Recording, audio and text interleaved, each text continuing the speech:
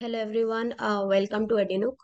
आज के इस वीडियो में हम कुछ application problem based problem solve करेंगे on the chapter arithmetic progression. मैंने अपनी पहली वीडियो में आपको जितना भी इस चैप्टर पे कॉन्सेप्ट पे आपको फोकस करने की जरूरत है, क्या ए एन होता है, क्या एस एन होता है, इन दोनों में डिफरेंसेस क्या होते हैं एंड आपको किन चीज़ों का ध्यान रखना है जब भी आप कोई प्रॉब्लम सॉल्व कर रहे हो, that I have explained in the first part of this video.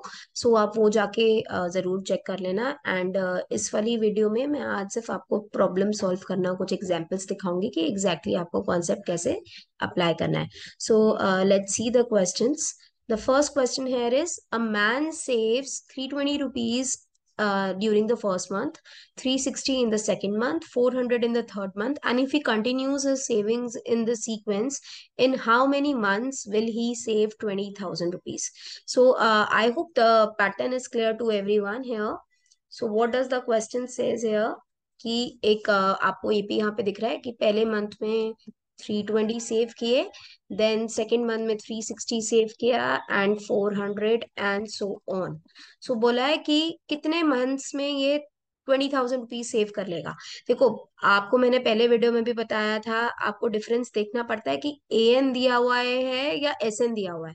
तो ये जो 20,000 है, ये आपको एस एन दिया हुआ है या ए एन दिया हुआ है? तो आप इसको पहले ध्यान से सोचो। क्या बोला है कि पहले महीने में 320 रुपए के, 360 के, 400 के, तो टोटल में 20,000 रुपए वो कब तक, कितने महीनों में सेव कर लेगा। बेसिकली आपको टर्म्स का सम दिया हुआ है। क्या बोला है? इन how many months will he save 20,000 rupees. ये सारी सेविंग मैं अपने फर्स्ट मंथ की भी सेविंग सेव करूं, सेकंड वाली भी करूं, थर्ड भी करूं, तो मैं कितने मंथ्स में मेरे पास टोटल में मेरी पॉकेट में 20,000 रुपीज होंगे, मुझे ये चेक करना है। That means 20,000 sum of terms है। देखो, एक छोटा सा आपको चेंज बताती हूँ। अगर मैंने क्वेश्चन दिया होता in which month will he save 20,000 rupees, in how many months की जगह अगर मैंने लिखा होता in which month will he save 20,000 rupees, तो दैट मीन्स आपको टर्म दी हुई है और आपसे पूछा होता उस टर्म की पोजीशन क्या है। ये मैंने आपको पहले वाले वीडियो में भी बताया था। अगर मैं आपको बोलती कौन से महीने में 20,000 रुपए सेव करेगा, दैट मीन्स आपको 20,000 एक सेविंग दी हुई है किसी पर्टिकुलर मंथ की, दैट मीन्स वो टर्म है। पर यहाँ वाले केस में क्या है, इन्होंने बोला इन how many months will he save 20,000 rupees, मतलब कितने महीने लगेंगे इसको टोटल में 20,000 सेव करने के लिए। That means 20,000 is the sum, right. Simply formula लगाना है। एस एन आपको गिवन है, यहाँ पे पहले हम लिख लेते हैं। ये एपी है, तो ए कितना है 320, देन डी कितना है A2 - A1 which is 40, and आपका एस एन क्या दिया हुआ है इस क्वेश्चन में? 20,000 रुपीज। रुपीज भी लगा देते हैं, एप्लीकेशन बेस्ड प्रॉब्लम है। हम हर जगह यूनिट भी लगा देंगे, like this. Now I will just directly substitute these values in the formula. S N का फॉर्मूला क्या होता है? S N is n/2 2a plus n-1 into D. Now formula substitute कर देंगे वैल्यूज। एस एन कितना है 20,000, N हम find कर रहे हैं 2, ए इज 320 प्लस एन नहीं पता, यहाँ पे डी कितना है 40, राइट। नाउ 2 उस साइड भेजा जा सकता है तो 40,000 हो जाएगा। यहाँ रहेगा एन, इधर कितना आएगा 320 इंटू 2, तो ये आएगा 640 प्लस 40 एन माइनस 40। देखो ध्यान से, अब इसमें 40,000, here I will get 600 plus 40 N, and again आप इसको क्या करोगे, ब्रैकेट्स को ओपन करोगे, you will get 600 N plus 40 N square. Now I will solve the remaining part here. एक क्वाड्रेटिक इक्वेशन बन गया है। तो आप क्वाड्रेटिक इक्वेशन के रूट्स निकालने के लिए हमारे पास मेथड्स है, क्वाड्रेटिक फॉर्मूला भी है and splitting the middle term भी है। पहले तो इसको थोड़ा सिंप्लीफाई कर लेते हैं। तो it will become 40 n square plus 600 N minus 40,000 is equal to 0।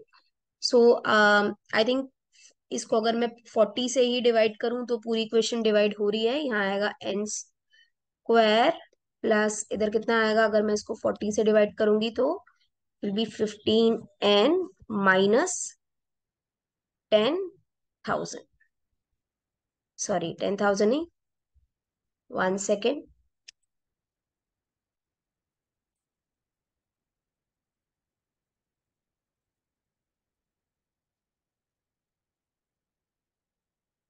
1000 is equal to 40. Now what we will do, आपको 1000 के फैक्टर्स निकालने हैं जो आपको क्या दे दे 15. तो 1000 में क्या बन सकता है 25 into 40. I know 25 into 40 is 1000. And अगर मैं 40 में से 25 माइनस करूं तो मेरे पास कितना आएगा 15. ठीक है. सो आप दोनों को क्या करा दोगे सब्ट्रैक्ट. एन स्क्वायर, मुझे पता है माइनस 1000 है तो ऑफकोर्स हमारा 25 नेगेटिव हो जाएगा, तो ये बनेगा 40n minus 25n minus 1000 is equal to 0. I will take n common, n plus 40. इधर आप लोगे minus 25 common, n plus 40. So factors क्या बनेंगे n minus 25 and n plus 40. From there आपके पास n की वैल्यू आएगी 25 और minus 40. As number of months cannot be negative, आपके पास months of course negative में नहीं होंगे, तो you will reject this value. Answer क्या आ गया 25.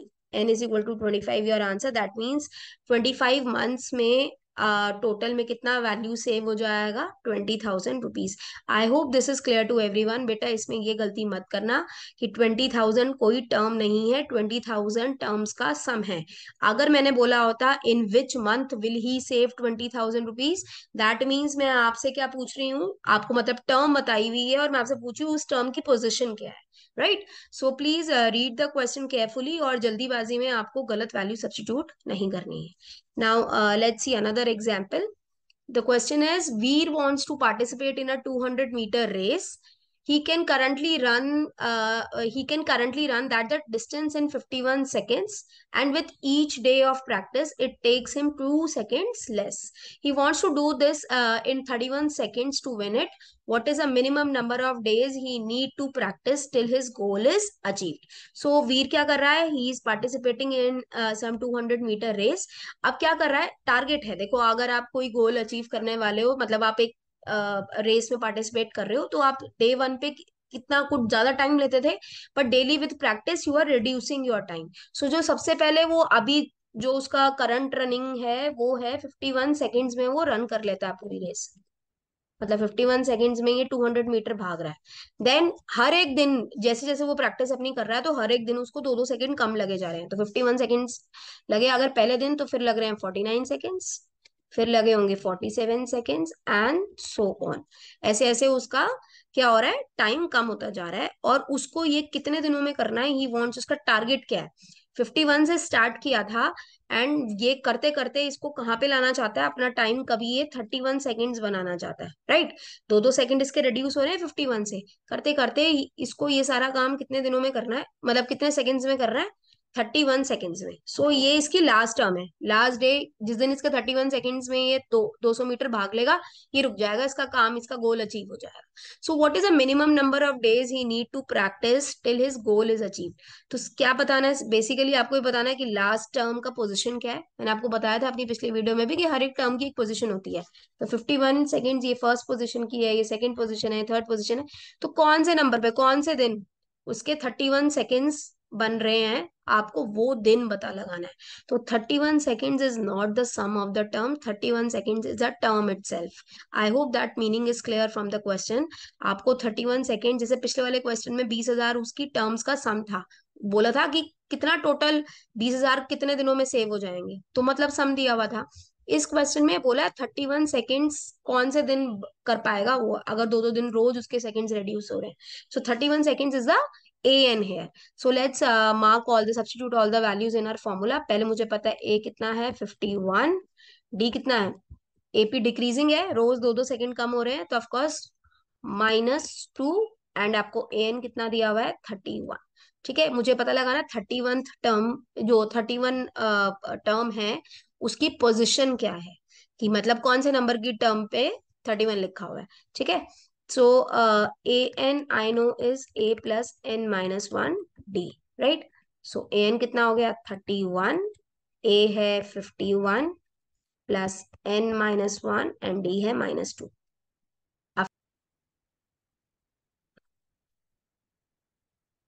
So 51 उधर ले जा सकती हो, तो 31 minus 51 will be -2n plus 2. So 31 minus 51 will be minus 20. Here I will get minus 2n plus 2. 2 भी आप उधर ले जाओ तो minus 20 minus 2 क्या बनेगा minus 22 and here minus 2n. So what you will get? You will get n 22 divided by 2 which is 11. So I hope this question is also clear कि यहाँ पे हमें क्या ध्यान रखना था कि जो 31 seconds है that is the last term. So term given है आपको sum given नहीं है. So now see the last question. The next question is a man took a loan of 3,25,000 for his business. He repays it in installments. In the first month he paid 2,000. In the second month he paid 3,500 and in the third month he paid 5,000 and so on. So I know एक AP दिया हुआ है मुझे और total loan कितना दिया हुआ है पहले. I hope the situation is clear to everyone. क्या दिया हुआ है यहाँ पे आपको एक लोन का अमाउंट विच इज 3,25,000. तो टोटल लोन कितना है यहाँ पे 3,25,000 टोटल अमाउंट इतना है. और इस अमाउंट को आप तोड़ तोड़ के क्या कर रहे हो इंस्टॉलमेंट्स में है आप पे कर रहे हो. सो बड़ा ही ऑब्वियस है कि सारी इंस्टॉलमेंट सारी उन इंस्टॉलमेंट्स को मिला के ये लोन आया होगा राइट. तो मतलब 3,25,000 दिया क्या हुआ है 3,25,000 is the sum of terms है राइट. बड़ा ही ऑब्वियस है क्या क्या है दो आप फाइनल ये तो है नहीं ना. अगर आपने किसी से लोन दिया है तो आप उसको छोटा छोटा करके ही रीपे करोगे ना. तो अगर आपके पास 3,25,000 रुपीज का लोन है तो पहले इंस्टॉलमेंट में आपने 2,000 किया फिर 3,500 किया that means this some is given. अगर मैं आपको छोटा सा एग्जाम्पल दूं अगर मैं आपको सपोज करो किसी को 100 रुपीज देने हैं तो आपने स्टार्टिंग में पहले उसको 10 रुपीज देने स्टार्ट किए फिर 20 किए 30 किए. तो आप ये मेक श्योर करोगे ना कि ये सारी टर्म्स मिला के 100 रुपए बन रहे हो ना कि आखिरी बार तो 100 रुपए नहीं दोगे. तो मतलब वो तो पहले लास्ट बारी में ही 100 रुपए दे दिए फिर ये इतने सारे पैसे क्यों दिए आपने एक्स्ट्रा राइट. तो it has to make some sort of sense. बड़ा ही ध्यान से पढ़ना है क्वेश्चन क्या दिया हुआ है. दैट मीन्स एस एन आपको क्या दिया हुआ है सम ऑफ टर्म्स यहाँ पे दिया हुआ है 3,25,000. So this is our S N. Then आपको ए दिया हुआ है 2,000 और डी कितना हो गया 3,500 में से 2,000 माइनस करोगे you will gate 1,500. So this is our D. Now after this let's see based on the given information answer the following questions. First is how long will it take to clear the loan. So कितना पूछा है कि how long will it take to clear the loan. Exactly आपको बताना है कि क्या n है सम ऑफ n टर्म्स बताना है. तो आपको एस एन गिवन है और उधर से क्या निकालना है n. सो देखो सिंपली फॉर्मूला सब्स्टिट्यूट हो जाएगा. So 3,25,000 is equal to what? It is equal to n upon 2, 2a plus n minus 1d, right? ये फॉर्मूला है. So 3,25,000 is equal to n we don't know and we have to find out. And a कितना हो गया 2,000. तो 2,000 to 2 will be 4,000. Then d है 1,500. तो ये बनेगा 1,500 n minus 1,500. सो इसको सॉल्व करोगे तो क्या आएगा. आप 3,25,000 है इधर तो उधर उसको आप उधर भेज दो या तो 3,25,000 का डबल करोगे यू विल गेट 6,50,000. हेयर 4,000 में से 1,500 सब्ट्रैक्ट किए तो you like get an 2,500 plus 15 n. Let's open this thing. 2,500 into n will be 2,500 n plus 1,500 n.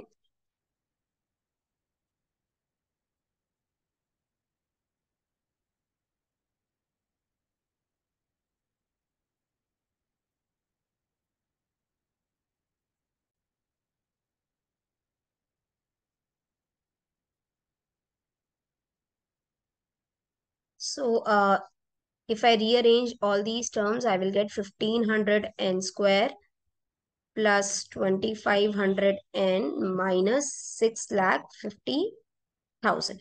So here reduce हो सकता है टर्म्स तीनों जो यहाँ पे इक्वेशन है. अगर मैं देखूं तो इसमें मुझे कॉमन दिखाई दे रहा है. तो if I reduce it to the lowest term, I will get इसको 500 से मैं डिवाइड करा सकती हूँ हर जगह.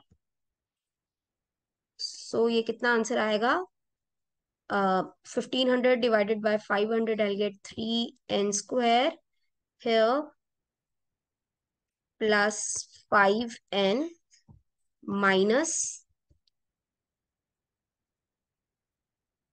1,300 is equal to 0. सो 1300, अब आपको इसके फैक्टर्स बनाने हैं। लोएस्ट टर्म में आपने इसको रिड्यूस कर दिया है, तो स्प्लिटिंग मिडिल टर्म कॉन्सेप्ट लगाएंगे। 1300 इंटू 3 कितना हुआ? 3900। 3900 के फैक्टर्स बनाओ जिससे आपके पास 5 आ जाए। सो 3900 के अगर हम फैक्टर्स बनाए, we will get 3n² plus 60 and 65 and 60 you will get. 65 को अगर 60 से मल्टीप्लाई करोगे you will get 3900, and subtract करोगे तो you will get 5। So 65n minus 60n minus 1300 will give you 0। So common will be, common नहीं आ रहा है इधर, आप n कॉमन लोगे क्या आएगा? 3n प्लस 65, एंड माइनस इधर से जो कॉमन लोगे तो कितना आ सकता है? 20। So you will get here n minus 20 and 3n plus 65 are the two factors. So इन दो फैक्टर्स को जीरो के इक्वल पुट करो तो क्या आंसर आएगा? n आएगा यहाँ पे 20, एंड यहाँ पे बड़ा ही आपको आसानी से दिख रहा है कि n will be in points, so you can reject this term here, right? सो आप ये वाला फैक्टर रिजेक्ट कर दो, आपका n कितना बन गया? 20। So first question is solve. क्या लिखा था? How long will it take to clear the loan? So 20 months लगेंगे to clear this loan. So let's see the second part. What amount he has to pay for his last installment? So आपके पास पता है मुझे last number जो term है उसका position क्या है? 20, क्योंकि टोटल 20 टर्म्स है, तो लास्ट नंबर की जो टर्म है उसका पोजीशन 20 है। तो मुझे पता लगाना है 20th टर्म की कौन सी नंबर है, मतलब बेसिकली A20 फाइंड करना है आपने। सो A20 का फॉर्मूला होगा A+19D। ए कितना है? 2000 प्लस 19, और डी कितना था? 1500. So if you solve this, you will get the answer 2000 plus 28500, and the answer will be 30,500. So I hope the question is clear to everyone. इसमें क्या करना था आपको? फर्स्ट इसमें आपको ये बताना था कि कितनी देर लगेगी इस लोन को कंप्लीट करने में, एंड कितना अमाउंट इसे पे करना है for the last instalment. So I hope the difference is clear between AN and SN with the help of these questions. Let's see another question. The house in a row are numbered consecutively from 1 to 49. Show that there exists a value of x such that the sum of houses preceding the house numbered x is equal to the sum of numbers of houses following x. देखो question ध्यान से पढ़ना है। आपको क्या बोला है कि कुछ हाउसेस हैं उनको नंबर किया हुआ है, तो लाइन से कुछ हाउसेस दिए हुए थे, हमने उसको नंबर कर दिया। पहला हाउस है 1 2 3 4 एंड सो ऑन। ऐसे ही लास्ट नंबर का जो हाउस है उसको क्या नाम दे दिया? 49। तो हमने नेम नंबर बेसिकली हाउसेस को क्या कर दिया? नंबर कर दिया। ठीक है, तो पहला हाउस से लेके 49 तक। सो आपको बोला show that there exist a number x such that the sum of houses preceding the house number x is equal to the sum of numbers of houses following it. So इनके बीच में कहीं, not exactly middle value नहीं, कोई एक बीच में एक term कहीं आ रही है, उसको हम सपोज करो एक्स नंबर मान लेते हैं। कोई भी एक एक्स नंबर है, 1 2 3 4 5 6 के बीच में है, कोई 1 से लेके 49 के बीच में ही ऐसा नंबर, जो ऐसा नंबर है जिससे पहले की जितनी टर्म्स होंगी, सपोज करो अगर कोई नंबर एक्स है तो एक्स से जस्ट पहले क्या नंबर होगा? x-1, और x के बाद जस्ट कौन सा नंबर होगा? x+1। ऐसे कंसेक्यूटिव नंबर्स लिखते थे आप मिडिल स्कूल में भी। तो अगर आपने कोई रैंडम एक टर्म उठाई है बीच में x, तो उससे पहले वाली टर्म क्या है? x-1, और उसके बाद वाली टर्म क्या है? x+1। क्योंकि मुझे दिख रहा है जो नंबर्स हैं वो 1 2 3 4 5 6 ऐसे ही हो रहे हैं, तो एक उससे कम करके सब्ट्रैक्ट हो। सपोज करो मैंने कोई रैंडम नंबर उठाया 12, ठीक है, 12th नंबर का हाउस, तो 12 से पहले कौन सा हाउस होगा? 11, और 12 के बाद कौन सा हाउस होगा? 13। तो मैंने ऐसे ही उसको रैंडमली लिख लिया, क्योंकि यहाँ तो मैंने 12 आपको एक रैंडम एग्जाम्पल दिया। अगर कोई भी एक नंबर रहे तो हम उसको क्या मान रहे हैं? एक्स। मुझे नहीं पता वो कौन सा नंबर है, तो मैंने उसको एक्स मान लिया। एक्स से पहले वाला नंबर हो गया x-1, और एक्स के बाद वाला क्या हो गया? x+1। सो क्या बोला है? Show that there exist a number x such that the sum of houses preceding the house number x, मतलब ये जो सारे हाउसेस का सम है, so the sum of numbers of houses preceding the house numbered x is equal to the sum of houses following it. तो अगर मैं x को छोड़ दूं बीच में, तो इससे पहले जितने भी हाउसेस थे उन सबके नंबर का नंबर्स को मैं ऐड करूं। सिमिलरली वो जो नंबर x है उसके बाद जितने भी हाउसेस हैं टिल 49th हाउस, उन सारे नंबर्स को ऐड करूं तो इनका सम क्या आएगा? बिल्कुल इक्वल। ठीक है, सो मुझे पता लगाना है कि ये सम इस सम के इक्वल कब होगा। देखो पहला वाला सम, देखो ये तो मुझे पता है, ये सम किसके बराबर है, टर्म कौन सी है यहाँ पे, एक्स को छोड़ना है, तो मतलब इन सारी टर्म्स का 1 से लेके x-1 तक का सम क्या होगा, एस ऑफ x-1। ठीक है, तो इस x, अगर इस सम को मुझे फाइंड करना है तो मैं फॉर्मूला लगा दूंगी। यहाँ पे फर्स्ट टर्म क्या है, a n/2 2a+n-1d, ये फॉर्मूला लगाया मैंने। सो मुझे सम ऑफ x-1 टर्म्स निकालना है, तो n क्या है, n कितनी है टर्म्स इसमें, x-1 ये इसका नंबर है टोटल, मतलब n टर्म्स कितनी है, 1 2 3 4 5 6, ऐसे ही लास्ट टर्म क्या है, x-1, तो टोटल n टर्म्स कितनी है इसमें, x-1। सिमिलरली a जो है वो कितना है, फर्स्ट हाउस का नंबर a1 ही है, तो वो 2 ही रहेगा, 2 × 1 विल बी 2 ओनली। n कितना है, x-1 अगेन, सो x-1 -1, और d कितना है, 1 1 1 1, 1 का डिफरेंस है, 1 2 3 4 5 6, सो d कितना है इधर, 1। ठीक है, so let's simplify it a little bit, तो आपके पास क्या आंसर आएगा, 2 + x-2, ये खत्म हो जाएगा, कितना हो गया, x × x-1/2।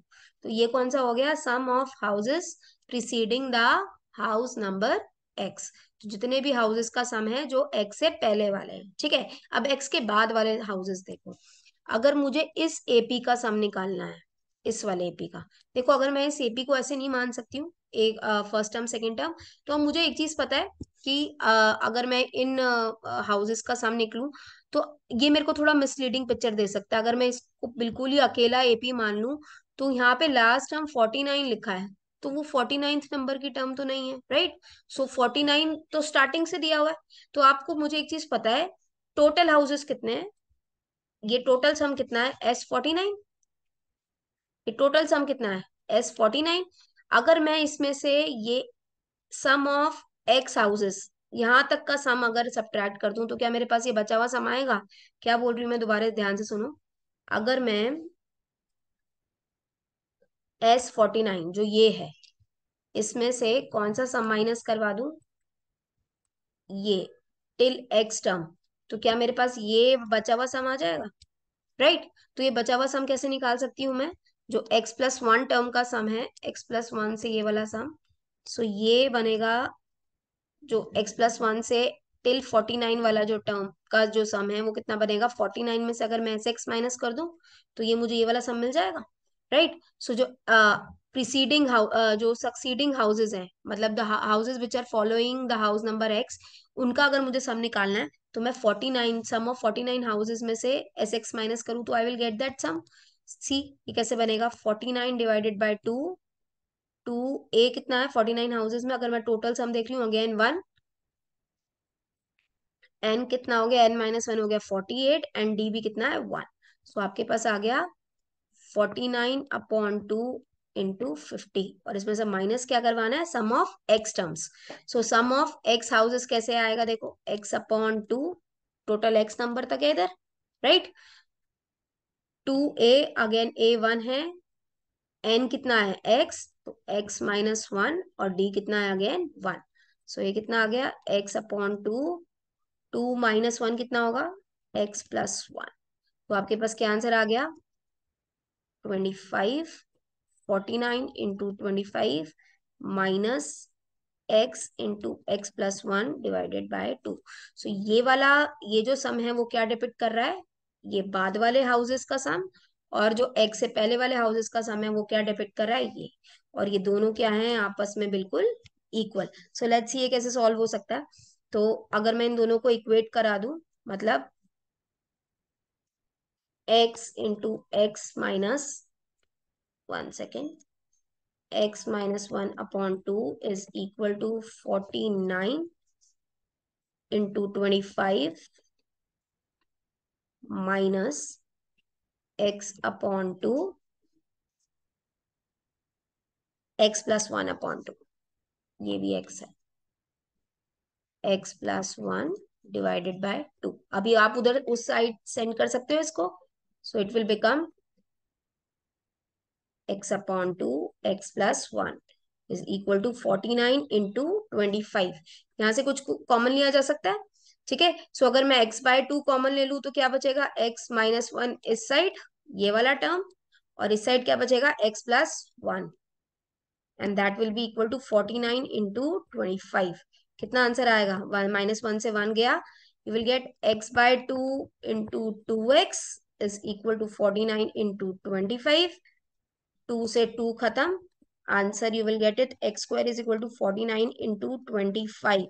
So x will be equal to 49, square root कर दोगे दूसरी साइड, तो स्क्वायर रूट ऑफ 49 कितना होगा, स्क्वायर रूट ऑफ 49 होगा 7, एंड स्क्वायर रूट ऑफ 25 होगा 5। सो x will B 35।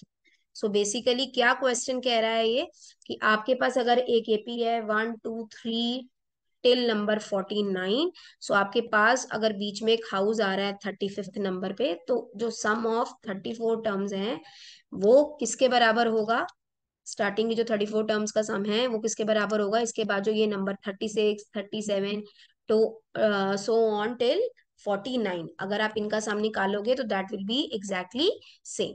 So I hope the meaning of the question is clear to everyone. सो आप ये सब क्वेश्चंस प्रैक्टिस करो, and very important to understand the concept कि आपको AN, NSN इन सब का डिफरेंस बहुत अच्छे से क्लियर होना चाहिए, then only you will be able to solve all these questions. So I request you, आप पहले जाके वीडियो पार्ट 1 देखो, and then you try these questions which I have explained in this video. So that's all for today.